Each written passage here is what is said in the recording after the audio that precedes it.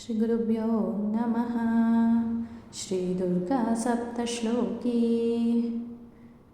शिव उवाच देवी त्वं भक्तसुलभे सर्वकार्यविधायिनी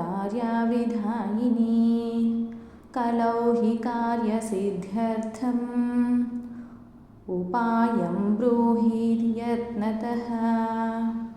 देव्युवाच शृणुदेव प्रवक्ष्यामि कलौ सर्वेष्टसाधनं मया तवैव स्नेहेनाप्यम्भास्तुतिः प्रकाश्यते। अस्य श्रीदुर्गा सप्तश्लोकी स्तोत्रमन्त्रस्य नारायण ऋषिः अनुष्टुप् छन्दः।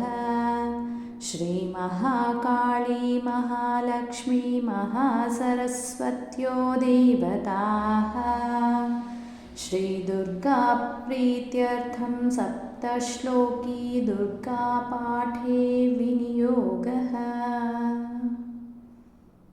ज्ञानिनामपि चेतांसि देवी भगवती हि सा बलादाकृष्णमोहाय महामाया प्रयच्छति।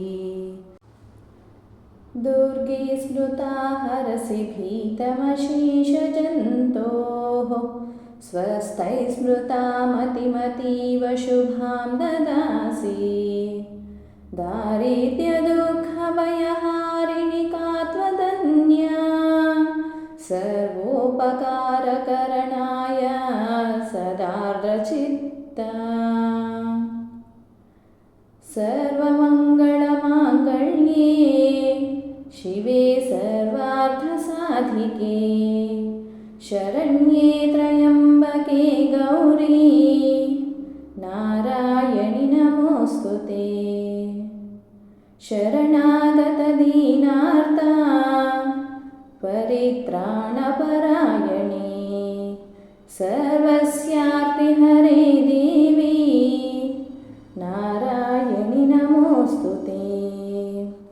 सर्वस्वरूपे सर्वेशे सर्वशक्तिसमन्विते भयेभ्यस्त्राहि नो देवी दुर्गे देवी नमोऽस्तुते।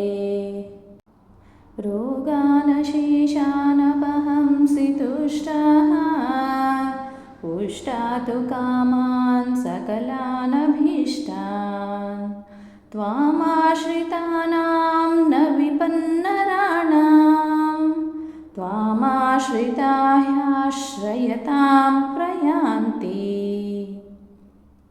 सर्वबाधाप्रशमनं त्रैलोक्यस्याखिलेश्वरी एवमेव त्वया कार्यमस्वद्वैरिविनाशनम्। इति श्रीदुर्गा सप्तश्लोकी सम्पूर्णम्।